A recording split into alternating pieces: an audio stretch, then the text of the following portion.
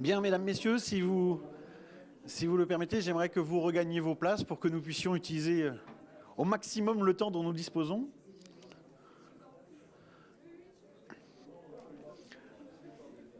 En préalable, je voudrais remercier évidemment le Conseil général à travers la personne de Fabienne Padovani pour son accueil et puis remercier l'ensemble des maisons de l'Europe, vous tous, évidemment à travers Martine Buron et Catherine Lalumière pour cette organisation assez fabuleuse pendant 3 jours et la qualité des intervenants qui nous est proposée. Et aujourd'hui, 2 intervenants de haut vol, comme vous l'avez vu. Je dois vous dire tout de même que vous étiez hier très impressionnant au conseil municipal à plat, mais que vous l'êtes encore plus ce matin sous cette forme d'amphi un peu debout, où on a un mur de personnes face à nous. Alors, nos 2 invités pour ce débat sur l'avenir de la France et de l'Europe face au bouleversement du monde. À ma droite, Jean-Dominique Giuliani, diplômé de Sciences Po. Elle a fait une carrière de haut fonctionnaire très importante qui l'a mené à être directeur de cabinet de René Monory lorsque celui-ci était président du Sénat de 1992 à 1998. Il a été conseiller spécial auprès de la Commission européenne de 2006 à 2010 et évidemment président de la Fondation Robert Schuman depuis 1998 que nous connaissons tous à la fois pour les informations qu'elle diffuse, mais aussi pour les réflexions qu'elle suscite. Et évidemment, Jean-Dominique Giuliani est un Européen convaincu qui a construit une œuvre extrêmement considérable sur les questions européennes, pour ne citer que quelques-uns de ses ouvrages importants. L'élargissement de l'Europe en 2004, un Européen très pressé en 2008 qui essayait d'analyser la nouvelle manière de faire la politique européenne de Nicolas Sarkozy, les 100 mots de l'Europe en 2011, un atlas permanent de l'Union européenne en 2012, et le petit dernier dont on reparlera tout à l'heure, je pense, dans le débat, pourquoi et comment l'Europe restera au cœur du monde, publié en mars 2014 aux éditions Ligne de repère.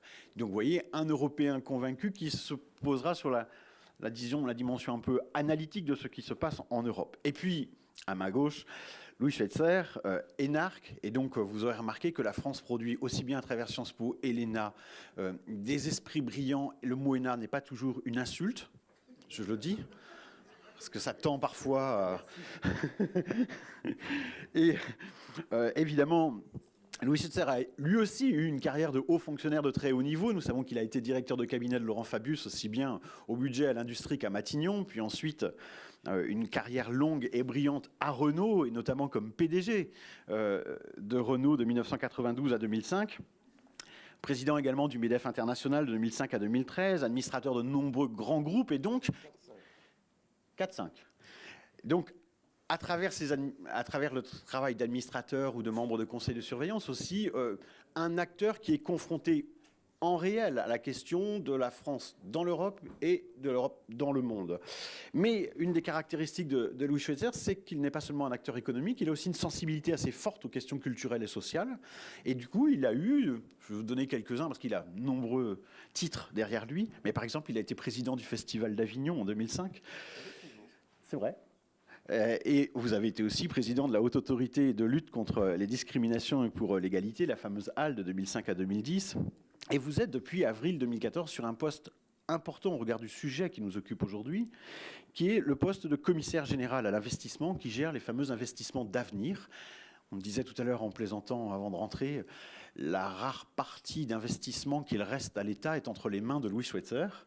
Et il ajoutait, c'est la raison pour laquelle tout le monde veut me le piquer. Je vais vous laisser. Alors, nous allons procéder en 3 temps.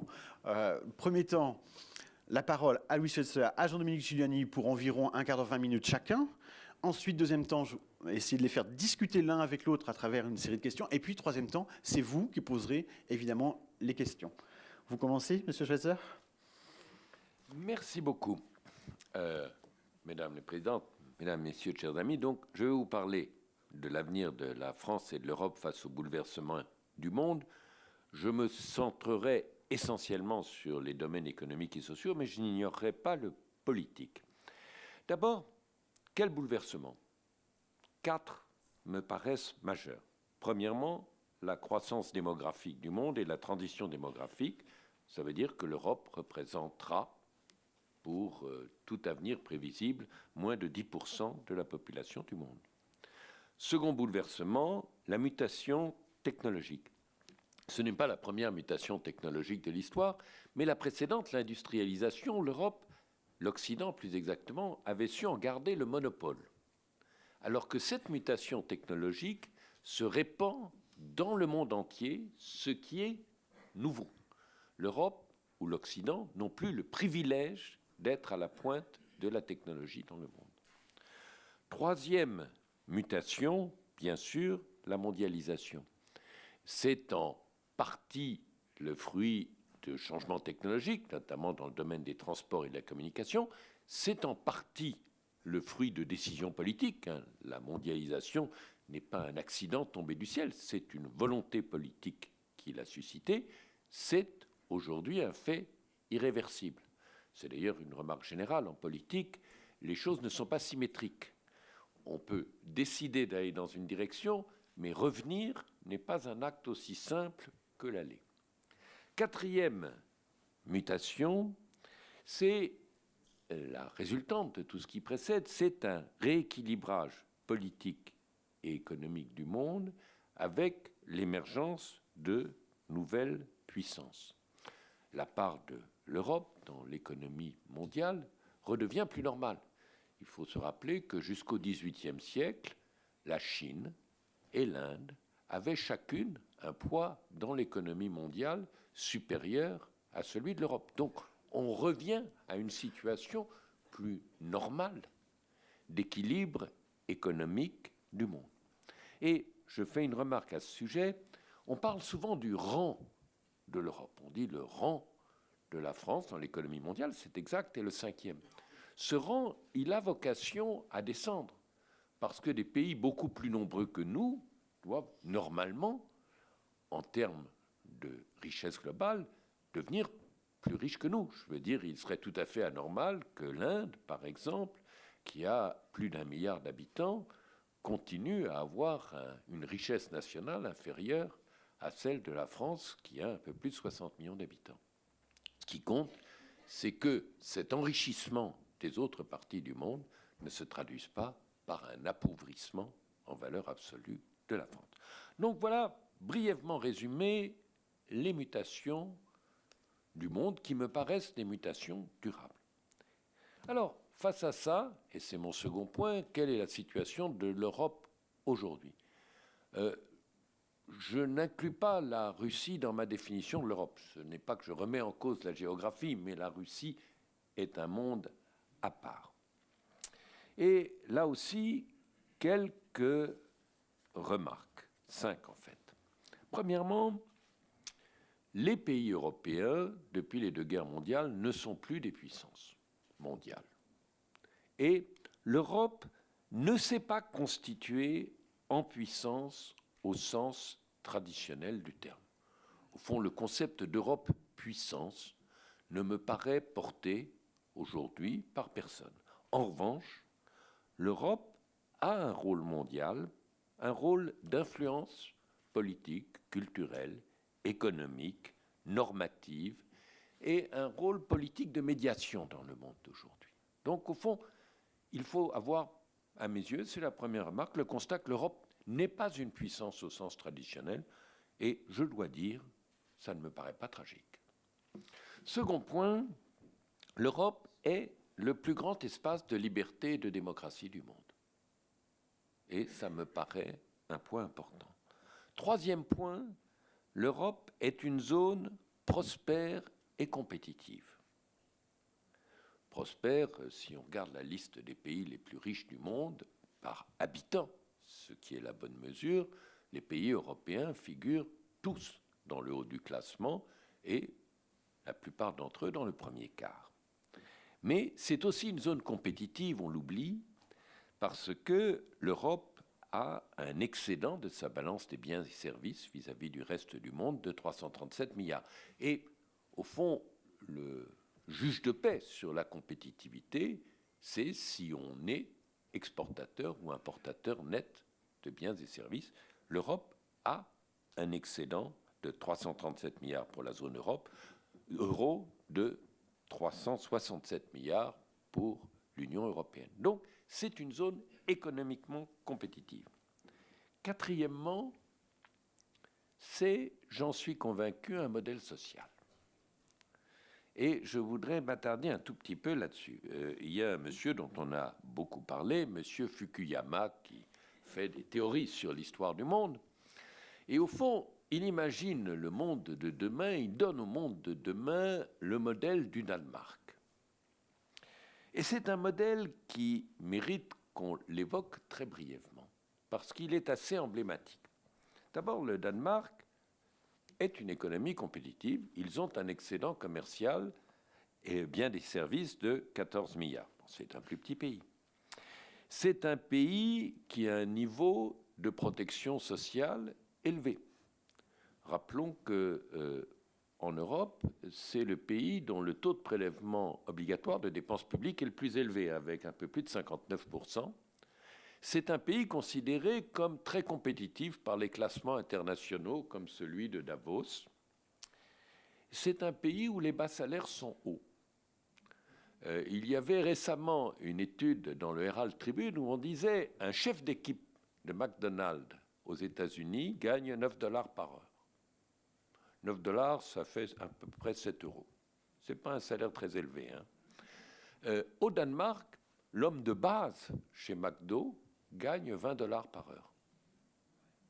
Donc, on voit ce que j'appelle un modèle social qui réussit assez bien.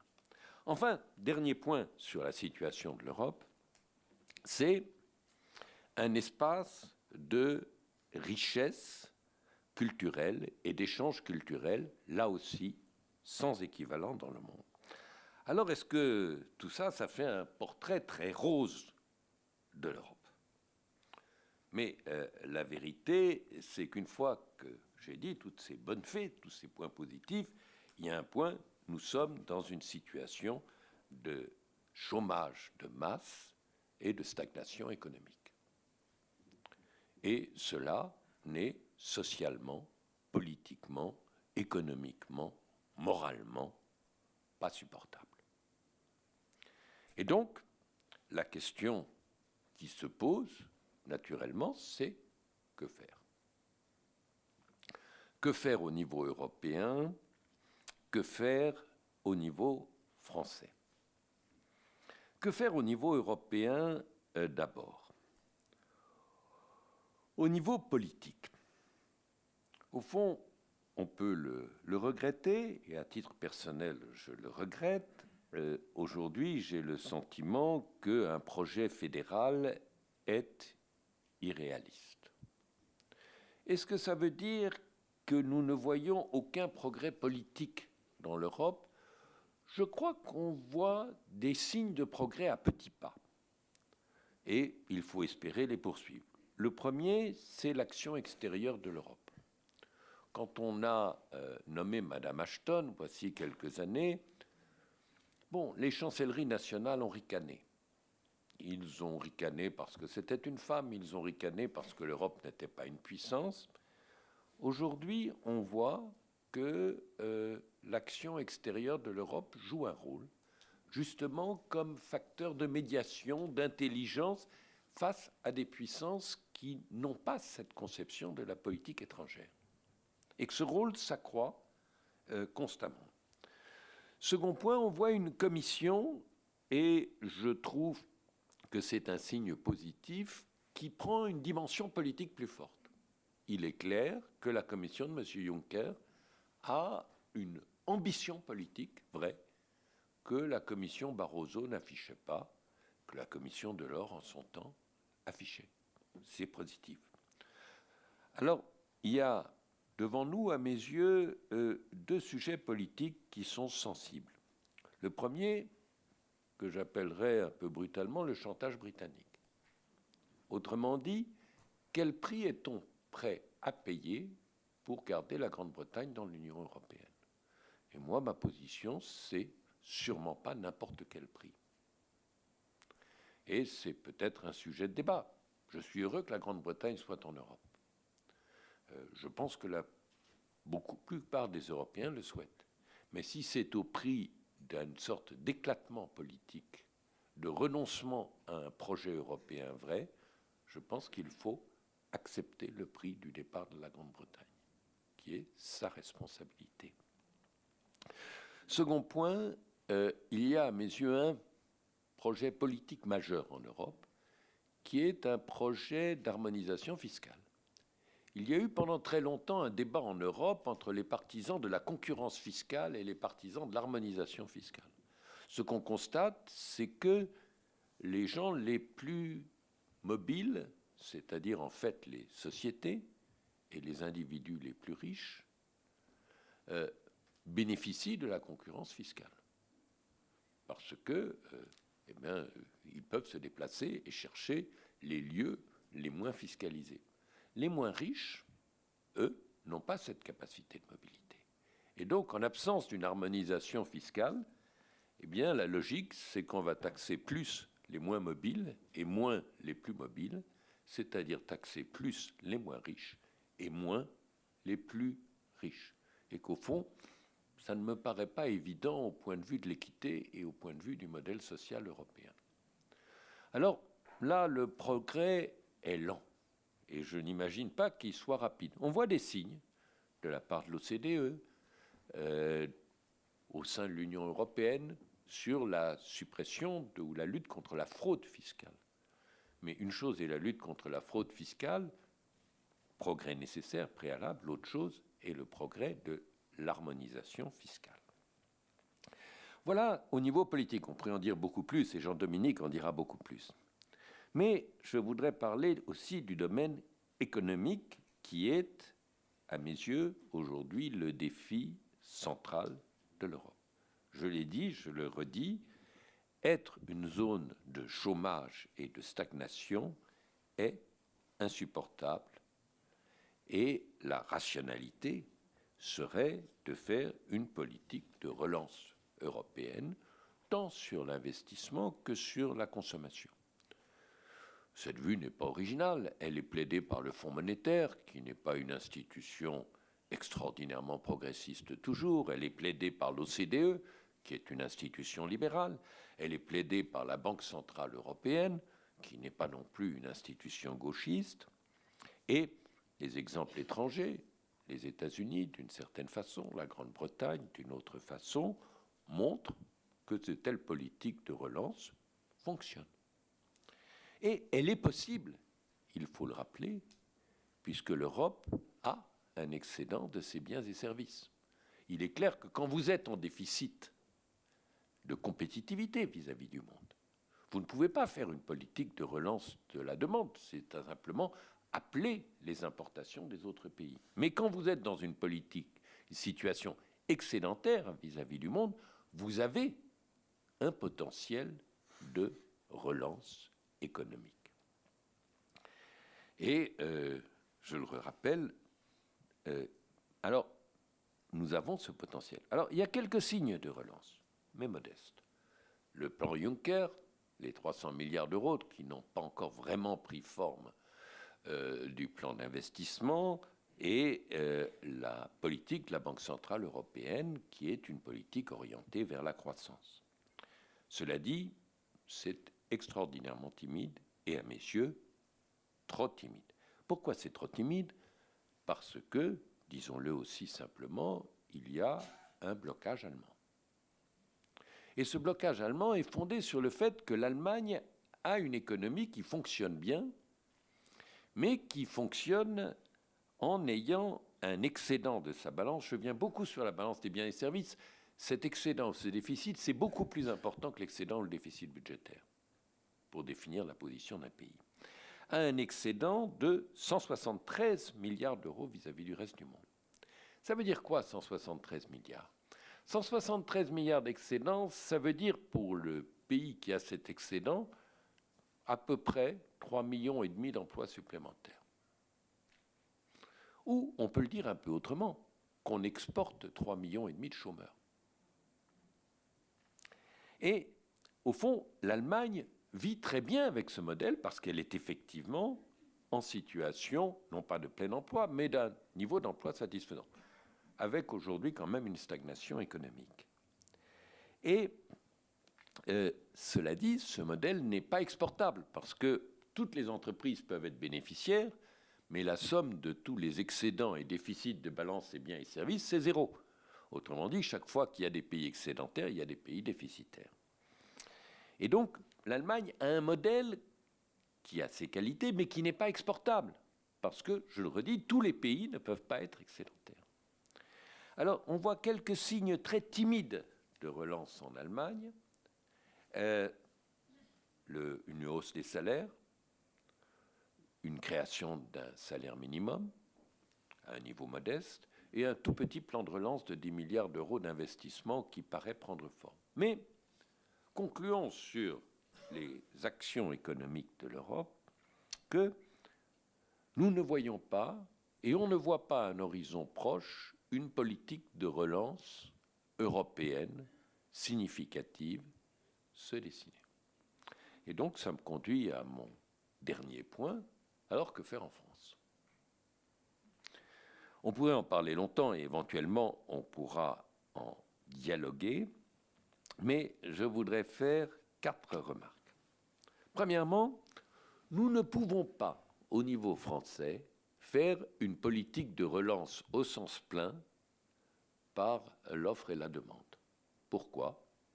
Eh bien, tout simplement parce que, j'ai dit, l'Europe est excédentaire, l'Allemagne est excédentaire en balance des biens et services, mais la France, elle, est déficitaire de 40 milliards d'euros. Et ça veut dire, d'une certaine façon, que toute chose égale d'ailleurs, nous importons 800 000 à 1 million de chômeurs.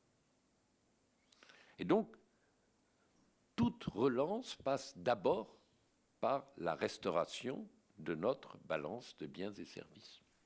Pas viser l'excédent, mais au moins l'équilibre. C'est une situation que nous avons connue il y a 10 ans. Enfin, ce n'est pas quelque chose d'inconcevable, d'ordre d'atteinte. Il y a de 10 à 15 ans, pendant cette période-là, nous avions même un excédent de notre balance des biens et services. Et donc, ça nous conduit au second point, il faut assurer la compétitivité de la France. Alors, je ne vais pas aller dans le détail. Il faut bien sûr investir dans l'avenir, dans la technologie. C'est le métier auquel je me consacre. Mais ce n'est pas moi qui fais les investissements, ce sont les entreprises.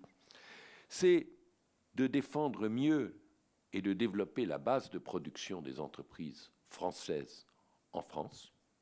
Il faut rappeler qu'en France, il y a 2 fois moins d'entreprises exportatrices qu'en Italie. Alors les Allemands, bien sûr, sont hors concours. Mais au fond, je ne vois pas ce qui justifie que la France ait moins d'entreprises exportatrices que l'Italie. Alors, l'État a son rôle, mais je pense que les entreprises aussi ont leur rôle. Et qu'il y a, par exemple, une confiance entre chefs d'entreprise et partenaires sociaux et gouvernements qui existe plus dans d'autres pays que dans la France. Il y a un dialogue plus répandu, plus actif, plus constant dans d'autres pays que la France. Et puis, il faut, toujours pour notre compétitivité, jouer nos atouts, la créativité. Nous sommes un pays, le recordman d'Europe des créations d'entreprises. Nous sommes très bons dans les start-up, nous sommes très bons dans les grandes entreprises. Donc, on a des atouts. On a des domaines, le tourisme, les industries agricoles et alimentaires et le luxe qu'on peut développer. Alors, le luxe, bon, on est très bien. Dans les industries agricoles et alimentaires, on est moins bon que les Allemands. Alors, autant je suis prêt à reconnaître des mérites aux voitures allemandes, avec difficulté, hein, je le dis bien. Mais, quand même, dans les industries agricoles et alimentaires, je pense que les atouts naturels de la France sont supérieurs à ceux de l'Allemagne. Et donc, nous pouvons faire mieux. Et puis, ça sera ma 4e remarque sur la France, et ça sera ma conclusion aussi. Je pense que nous devons plaider et mettre en œuvre une nouvelle croissance, parce que l'objectif, c'est bien sûr, on dit la croissance du PIB est aujourd'hui la seule façon de résoudre le chômage. Mais au fond, notre façon de mesurer la croissance n'est probablement pas la meilleure. Et d'ailleurs, j'ai mis comme problème d'abord le chômage. Cette nouvelle croissance, c'est quoi? C'est bien sûr une croissance respectueuse de l'environnement et un enjeu majeur pour la France et pour l'Europe. C'est la conférence climat de Paris l'année prochaine. On voit des signes encourageants, sans précédent, où l'Europe et la France auront un rôle central. c'est aussi de poursuivre une réflexion qui a été engagée au début du quinquennat précédent par Nicolas Sarkozy, rendons-lui hommage en conclusion ici, sur une autre mesure que le PNB du progrès économique. Alors on a appelé ça le bonheur national brut, mais au fond, faire en sorte que la croissance économique soit non seulement durable, mais ait pour objet le bonheur des hommes et des femmes. Voilà, merci.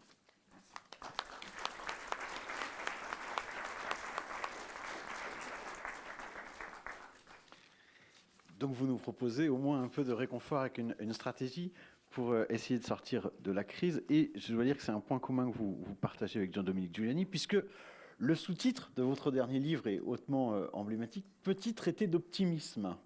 Donc l'Europe ne fait pas que désespérer à l'intérieur, elle fait aussi rêver à l'extérieur.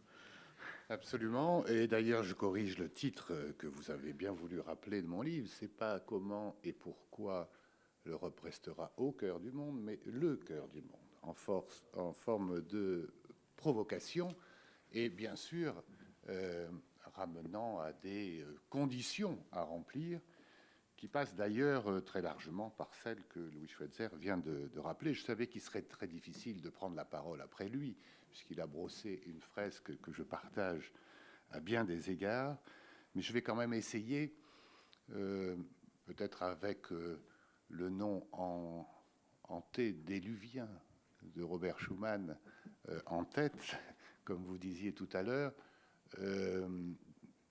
d'apporter quelques nuances, peut-être pour favoriser le dialogue et le débat que nous allons avoir.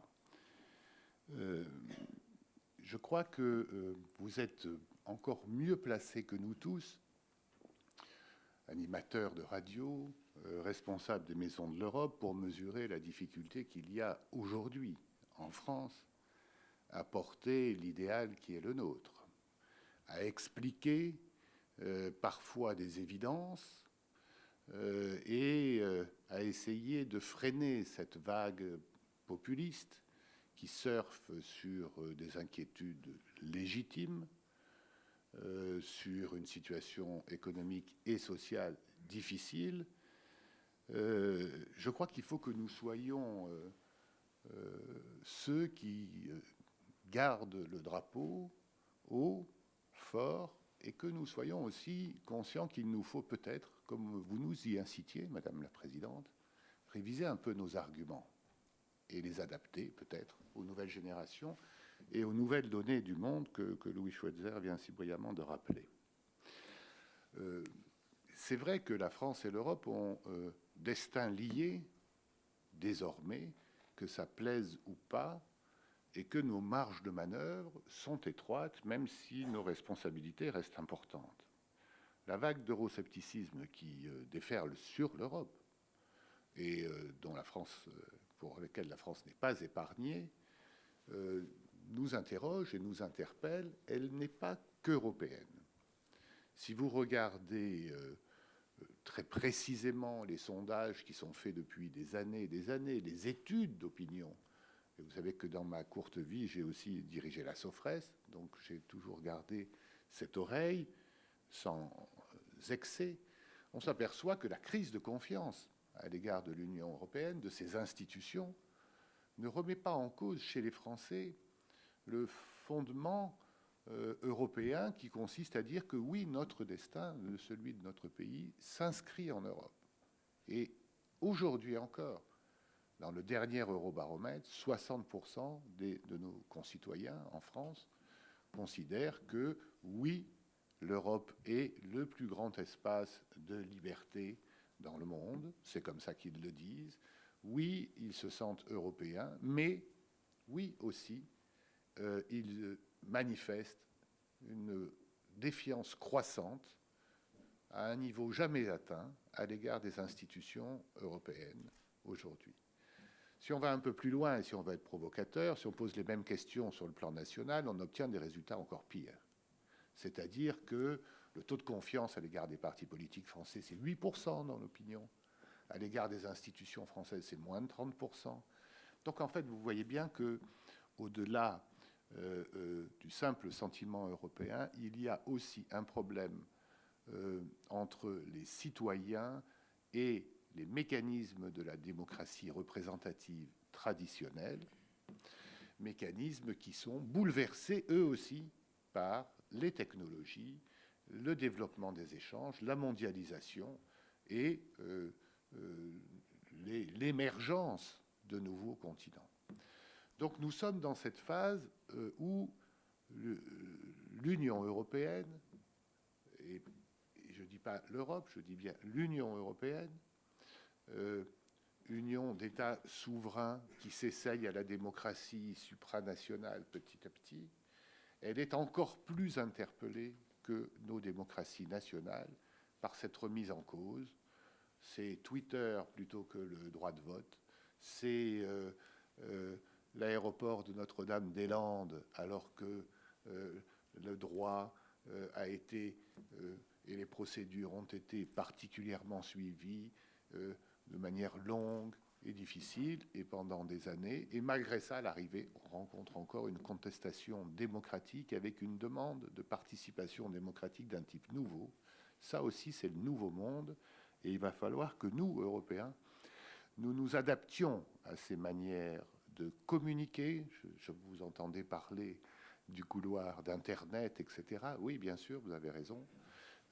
Ces manières de communiquer entre les dirigeants et les citoyens qui maintenant estiment être aussi légitimes que ceux qu'ils élisent à donner leur avis et parfois à essayer de l'imposer. C'est un petit préalable que je voulais faire parce que je crois que ça relativise un peu les difficultés à porter l'idéal européen que nous rencontrons sans, bien sûr, que les véritables raisons de fond qui ont été rappelées à l'instant ne soient pour autant occultées. Finalement, si on voudrait tirer un peu le bilan, en quelques mots, de ce qu'a été pour la France l'Union européenne, la construction communautaire au cours de ces dernières années, ce qu'on pourrait lui reprocher, c'est d'avoir été trop protectrice. Voilà maintenant 40 ans que la France n'a pas d'équilibre budgétaire. Alors je sais, comme Louis Schweitzer, que ce n'est pas l'essentiel de ne pas avoir un équilibre budgétaire, mais je vais essayer d'être très terre-à-terre, parce que je crois qu'il faut parler comme ça aussi. On dit 3%, 4%, après tout, ce n'est pas très grave. Il y a d'autres États qui ont davantage. Mais ça veut dire quoi? Ça veut dire qu'aujourd'hui, le budget de l'État, celui pour 2015, c'est 291 milliards de recettes. Les dépenses, c'est 373. Donc, c'est 80 milliards de déficit. Essayez d'aller voir votre banquier lundi matin et suggérez-lui que vous gagnez 4 000 euros ou 3 000 euros et que vous allez, chaque mois, dépenser 30% de plus. 4 000 euros. C'est ça ce que ça veut dire. Alors, bien sûr, un État n'est pas un particulier. Mais enfin, quand même, au bout de 40 ans, ça fait 2 000 milliards d'euros de dette. Et c'est la situation dans laquelle nous sommes. Situation difficile pour notre pays. Situation d'autant plus difficile que nous essayons de construire une union économique et monétaire, en commençant par la monnaie, très protectrice, parce que sans l'euro aujourd'hui, je ne suis pas sûr que la France puisse emprunter sur les marchés à 10 ans à moins de 2%, comme elle le fait aujourd'hui. Elle profite de la réassurance allemande et de l'euro. C'est aussi l'euro qui a certainement permis quelques difficultés lorsqu'on n'a pas vu que la Grèce trichait un peu dans ses comptes, que l'Espagne voyait se créer des bulles immobilières. Donc c'est la protection de l'euro qui a permis, par exemple, les difficultés de l'Espagne, ou de les cacher, ou de les occulter, ou les petites folies irlandaises. Donc nous sommes dans cette situation, avec une situation budgétaire quand même difficile, où nous avons dépensé sans compter, droite et gauche ont distribué. Et d'ailleurs, Madame et Louis Schweitzer, les gouvernements auxquels vous avez participé ont été parmi les plus raisonnables en matière de gestion. Je le dis comme je le pense. Donc mais enfin, et la droite et la gauche, je ne citerai aucun nom, on a plutôt distribué en empruntant pour distribuer. Et on est aujourd'hui dans cette difficulté française, alors que dans le même temps, on a construit la monnaie. On voit bien que ça ne suffit pas, qu'il faut construire une union économique, budgétaire, fiscale. J'y reviendrai. Et donc, nous sommes un peu pris dans un étau, puisqu'il faut faire les efforts de revenir à quelque chose de plus raisonnable au moment où nous construisons et nous devons gagner la confiance de nos partenaires qui, comme le rappelait Louis Schweitzer, ont d'autres modèles. Et donc la difficulté aujourd'hui de l'Union européenne, c'est comment créer la confiance entre nos États, alors que nous avons des modèles qui sont différents et aussi des contraintes qui sont différentes. On pourrait parler des contraintes démographiques qui s'imposent à l'Allemagne. Elles sont considérables. Elles expliquent une partie de l'immigration. Nous avons, nous, des contraintes, je le pense, budgétaires. Nous avons aussi des contraintes sociales. Nous le voyons bien avec des dépenses sociales et de santé qui ont explosé un peu trop et qu'il va falloir maîtriser davantage en essayant de préserver de ces économies les plus défavorisées. Je voulais rappeler ça pour montrer que on ne peut pas parler de la France sans parler de l'Europe, ni parler aussi des enjeux européens sans parler de la situation française. Très rapidement, 3 remarques pour essayer modestement de compléter celle que Louis Schweitzer vous a présentée et que je partage très largement.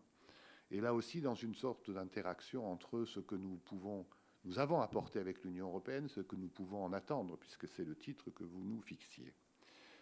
Enjeux géopolitiques, enjeux économiques, enjeux purement politique.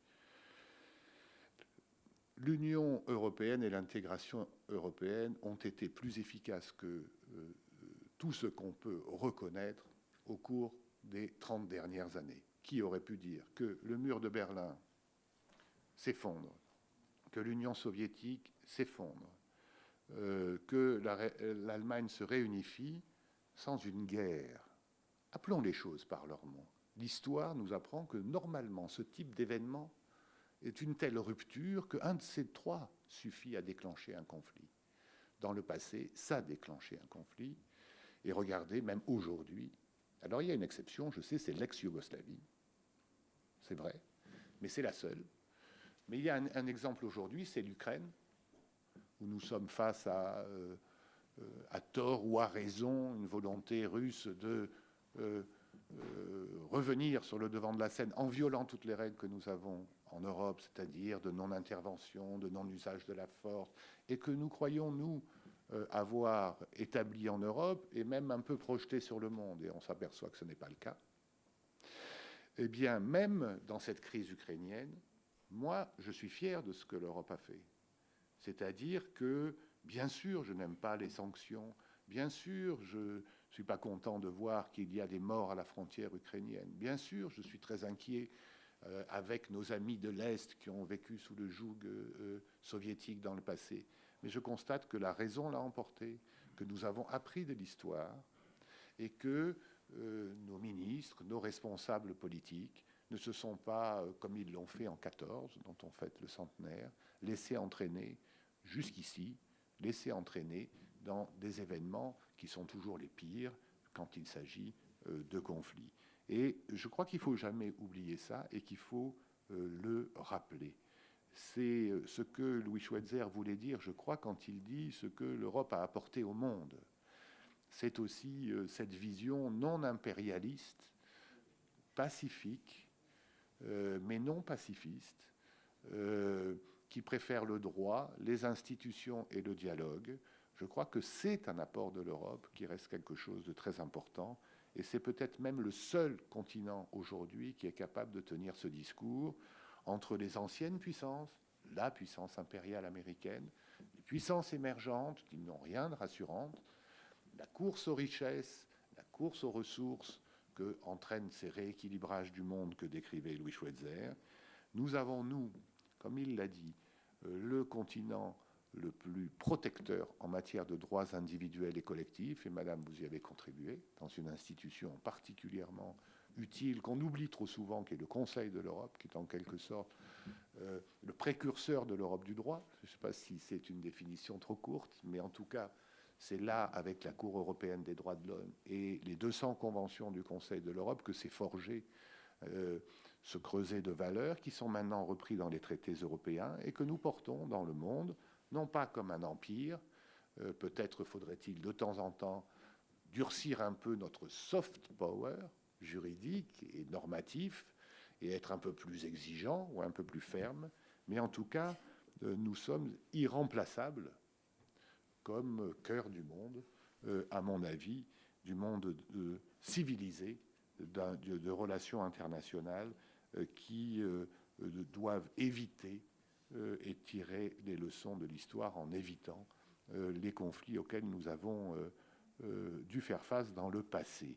Alors, deuxième aspect, deuxième réflexion économique, je crois que Louis Schweitzer a dit beaucoup de choses. Le monde d'échange, la mondialisation dans laquelle nous vivons aujourd'hui, j'entends bien les discours français, on peut la socialiser, la maîtriser, etc. Mais j'avoue mon scepticisme pour voyager beaucoup dans le monde. De temps en temps, j'ai l'impression que nos responsables politiques ont l'impression de vouloir lutter contre la mondialisation comme on lutterait contre le mauvais temps, n'est-ce pas ? Évidemment, on préfère qu'il fasse du soleil.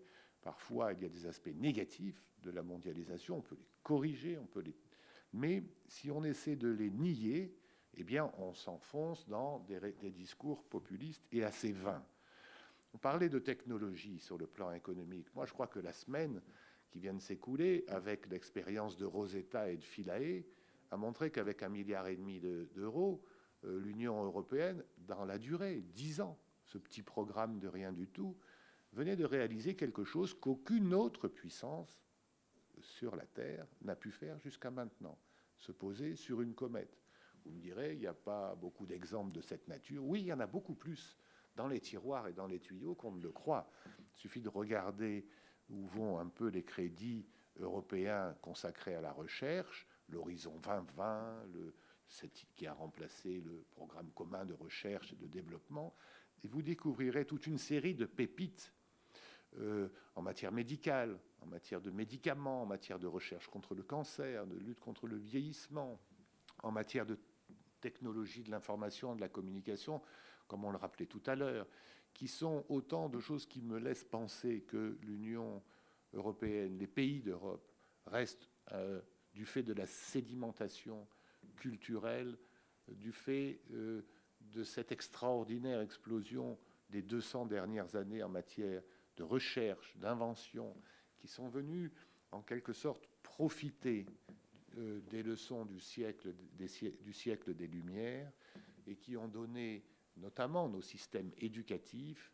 Nous ne sommes pas déclassés, nous ne sommes pas en déclin, nous avons tous les ressorts pour continuer à jouer dans la cour des grands. Je ne sais pas s'il faut jouer pour être le premier, le second, le troisième, mais ma certitude, c'est que tant en matière économique qu'en matière technologique, et évidemment en matière culturelle, nous resterons dans les 3 grandes puissances qui compteront sur la planète pour peu que nous fassions quelques efforts. Alors, Louis Schweitzer évoquait l'idée d'une union fiscale. Il a raison, c'est cela qu'il faut faire. Et moi, j'ai l'habitude d'essayer de tirer de ces exemples des choses très concrètes. Bien sûr, il y a un problème de diversité fiscale qu'il a parfaitement décrit. Comment en sortir ? Il faudrait que nous retrouvions, que nous incitions nos gouvernants à retrouver le chemin d'une coopération concrète, marche après marche, permettant de faire à l'Union européenne des avancées transparentes pour les citoyens. Bien sûr, on n'aura pas les mêmes impôts sur les sociétés et a fortiori sur les revenus, les mêmes impôts de part et d'autre du Rhin avant longtemps, ou avec l'Irlande ou d'autres. Mais ce n'est pas tellement la question. La question, c'est de se fixer un objectif et ensuite un moyen, une feuille de route pour l'atteindre. Je pense par exemple qu'en matière fiscale, si nous nous donnions 10 ans pour avoir le même taux d'impôt sur les sociétés, il faut commencer par l'assiette d'ailleurs, c'est en cours, la commission nouvelle veut le faire, et que nous nous engagions chaque année à faire 10% du chemin, nous nous engageons solennellement par un traité, eh bien, je peux vous dire qu'au bout de 2 ou 3 ans, je parle sous le contrôle d'économistes et de chefs d'entreprise de Louis Schweitzer, au bout de 2-3 ans, la confiance reviendrait d'elle-même. Parce qu'on saurait, par exemple, qu'entre la France et l'Allemagne, il y aurait, dans les 10 ans, le même taux d'impôt sur les sociétés et qu'un investisseur venu de Chine, des États-Unis ou du Moyen-Orient pourrait investir dans l'un ou l'autre État aux mêmes conditions. Alors bien sûr, la fiscalité, c'est important. Le parafiscal est aussi important et c'est la raison pour laquelle il nous faut aussi tenter de rapprocher nos modèles sociaux qui déterminent cette parafiscalité qui est devenue si importante. Et je tire de cet exemple donc une deuxième leçon qu'il faut que nous abordions, nous, Européens, de manière très décontractée. Si nous n'arrivons pas à faire ça à 27, on peut le faire à quelques-uns. D'abord, les traités nous y autorisent, mais surtout, la question ne se pose pas de savoir si c'est à 2, à 3, ou etc. La question, c'est qu'il faut que nous montrions notre volonté de poursuivre le mouvement d'intégration. C'est ce que j'appelle l'intégration par l'exemple. Si, par exemple, la France et l'Allemagne décidaient, en matière fiscale, en matière parafiscale et donc sociale, de mettre sur le papier une telle feuille de route, eh bien, d'abord, il serait rejoint par d'autres États membres de l'Union, je crois, tout de suite. Et ensuite, il créerait une sorte de noyau dur de confiance au sein de l'Union européenne qui recrédibiliserait tout le projet qui est aujourd'hui un peu en panne. Et il ne vous étonnera pas que, comme président de la Fondation Robert Schuman, je souhaite que la relation franco-allemande retrouve les couleurs qu'elle a eues dans le passé, peut-être par ce type de procédé, sans nier les difficultés et les différences entre nos États, mais plus il y a de différences, plus il faut qu'on parle entre partenaires. Et je pense que ce genre de projet concret, c'est quelque chose qui devrait nous permettre de faire face, c'est ma conclusion, aux risques et enjeux politiques que nous sentons monter de toutes parts et qui menacent réellement le projet européen. Il faut que nous soyons tout à fait conscients qu'il y a une tendance à la renationalisation dans la crise, qu'il y a une tendance des classes politiques, quelles qu'elles soient en Europe, à suivre les discours populistes les plus faciles et les plus simples. Alors au Royaume-Uni, les populistes s'appellent UKIP, chez nous Front National, mais on en trouve dans toutes les familles politiques, et ils existent partout ailleurs, sauf peut-être d'ailleurs en Allemagne. Ce défi qui nous est lancé, nous ne pouvons pas prendre le risque de ne pas l'affronter, et d'autant plus que ce populisme se greffe sur un euroscepticisme. On ne sait plus de temps en temps si M. Farage est anti-immigration ou anti-européen. Pour lui, c'est la même chose, et il l'utilise à des fins politiciennes, en flattant les plus bas instincts, le débat européen pour parler d'un problème d'immigration dont je crois il faut aussi que nous acceptions de parler.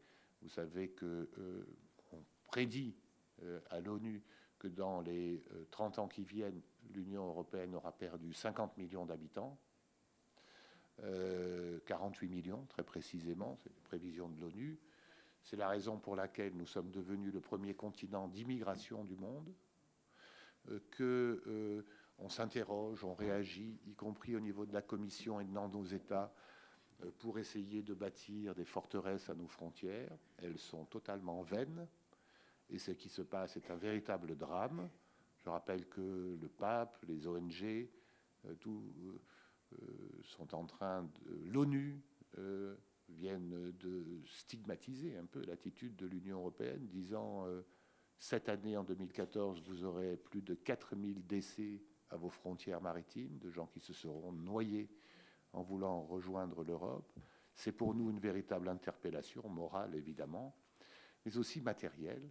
Et il faut y répondre avec beaucoup plus de vigueur que ce qu'on le fait aujourd'hui, si on veut d'ailleurs dégonfler le discours anti-immigration qu'on entend en permanence. Et là aussi, Je tire un exemple très concret. On nous dit qu'il faut un corps de garde-côte européen, il faut que nous mutualisions nos moyens. Moi, je veux bien, je préférais que nous ayons une politique migratoire commune et que nous sachions comment accepter ces demandeurs d'asile qui, de 300 000 l'année dernière, risquent d'être en 2014 700 000 du fait des conflits à nos frontières, conflits syriens, irakiens. Voilà quelques sujets laissés en pâture à notre réflexion. Et on me fait signe que si je continue, je vais déborder.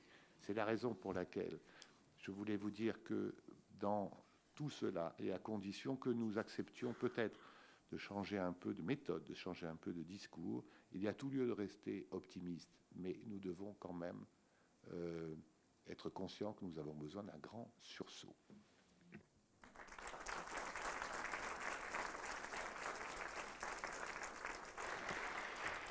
Merci beaucoup à tous les deux. Je voudrais essayer de vous interpeller sur un ou deux points avant que nous puissions discuter avec l'ensemble de l'Assemblée ici présente. Le premier concerne le projet européen, le sens du projet européen. Vous avez finalement dit des choses très convergentes l'un et l'autre. L'Union européenne s'est construite au démarrage sur un principe: il fallait construire la paix en Europe après les déchirements nationalistes. Cette justification première, j'allais dire, elle est passée de date aujourd'hui. Les Européens considèrent, peut-être à tort d'ailleurs, mais considèrent finalement que c'est un acquis, il n'y a plus à y revenir. Et la question qui se pose, ou le défi que nous devons affronter, c'est celui de la mondialisation. Et vous avez dit l'un et l'autre des formules assez voisines, et qui d'ailleurs sont très proches de ce que développe également Pascal Lamy dans son dernier livre, c'est l'idée que l'Europe pourrait humaniser la mondialisation, apporter quelque chose de spécifique. Alors, je veux bien, mais j'ai envie de vous dire comment on fait. Comment l'Europe, aujourd'hui, peut, dans l'espace mondial, affirmer une singularité sans nier la mondialisation, comme vous l'avez souligné. Et puis peut-être aussi, comment le fait-elle lorsqu'elle n'est pas une puissance, lorsqu'elle ne consacre pas 10% de son PIB à la défense, pour le dire brutalement. Comment fait-elle pour exister et construire un projet qui ait du sens pour les citoyens? Car pour l'instant, l'Europe dans la mondialisation, ça ne fait pas beaucoup sens pour les citoyens. Je vous renvoie la balle à l'un et à l'autre. Peut-être je commence.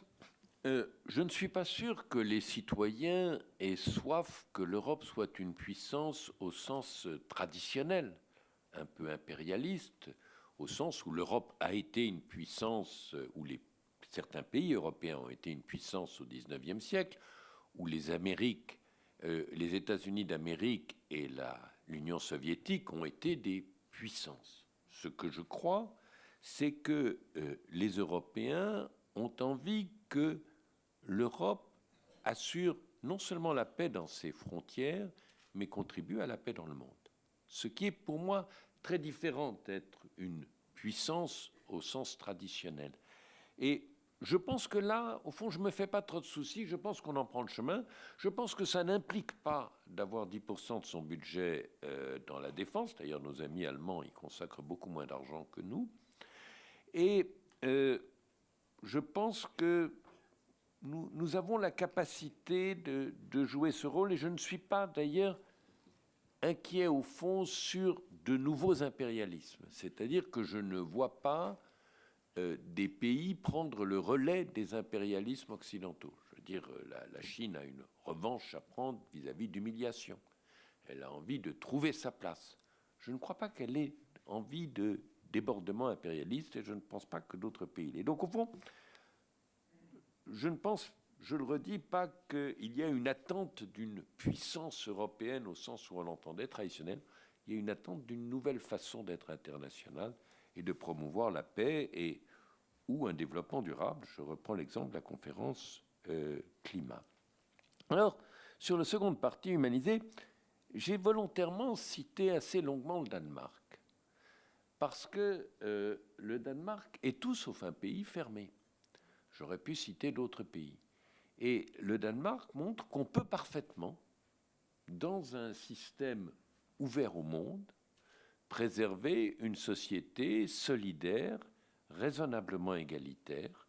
Je sais que le mot égalitaire est mal vécu, mais enfin, je trouve qu'il y a un niveau d'égalité nécessaire. Et je le redis, il n'y a pas d'égalité réelle des chances s'il n'y a pas une certaine égalité des situations. On ne compense jamais par des mécanismes une trop grande inégalité des parts. Donc, je pense que c'est parfaitement possible. Je le redis, ce que je regrette aujourd'hui, c'est une certaine absence de convergence politique. Au fond, quand j'ai voté pour l'euro, c'était dans une logique de cycliste, c'est-à-dire que l'euro était une étape dans un mouvement. Le problème, c'est qu'immédiatement après, le cycliste s'est arrêté. Et que c'est très difficile, quand on n'est pas un expert, d'être en équilibre sur un vélo immobile. Et j'ai l'impression que c'est un peu ce que nous faisons en matière de politique européenne. Nous sommes sur un vélo immobile. Et donc, bon, c'est de remettre ce vélo en marche qui me paraît assurer votre convergence. Et là, je suis tout à fait d'accord avec Jean-Dominique quand il dit il ne faut pas attendre que le 28e membre soit d'accord pour avancer à quelques-uns, et ces quelques-uns peuvent avoir une puissance ou une capacité d'entraînement. Donc c'est un projet un peu modeste, hein. Mais au fond, il y avait une jolie citation d'Aragon qui disait « J'avais le rêve modeste et fou d'avoir servi à quelque chose ». C'est un joli objectif pour l'Europe. C'est très joli. Pour prolonger l'exemple du Danemark, pour protéger sa société, le Danemark a une petite armée à sa mesure, mais dont il use. Quand la France va au Mali, un peu seule, la première puissance européenne qui propose un avion ou un hôpital, c'est le Danemark, qui n'est même pas dans la politique européenne et de sécurité commune. Et donc, j'aurais une petite nuance avec Louis Schweitzer. Je suis d'accord avec lui pour dire que le monde a changé. Je pense qu'il faut aussi que nous sachions que notre modèle ou notre exemple, selon le mot qu'on préfère, de temps en temps, il faut manifester aux autres qu'on est prêt à le défendre. Et nous ne faisons pas assez d'efforts pour cela. Et même si la France est parmi les États européens celle qui fait le plus d'efforts en termes relatifs pour sa défense, je crois que si nous désarmons, l'Europe sera comme un gros gâteau bien sucré posé sur le globe, et que d'autres se régaleront peut-être de manière doucereuse pour le dévorer s'il n'y a pas une volonté de défendre et de promouvoir notre modèle, y compris social, et de société de liberté. Je dis ça parce que c'est vrai, peut-être M. Poutine a été humilié avec les Russes, peut-être que les Chinois ont une humiliation, je le conçois, mais revenir annexer par la force et au prix de la mort de personnes, il y a déjà 4000 morts aux frontières de l'Ukraine, c'est quelque chose que nous ne devons pas accepter, et nous devons aussi le manifester avec les attributs de la force. Et vous voyez, je n'utilise pas le mot de la puissance, de la force. Aujourd'hui, si on compare les moyens de défense russes et les moyens de défense européenne, la Russie est très loin derrière.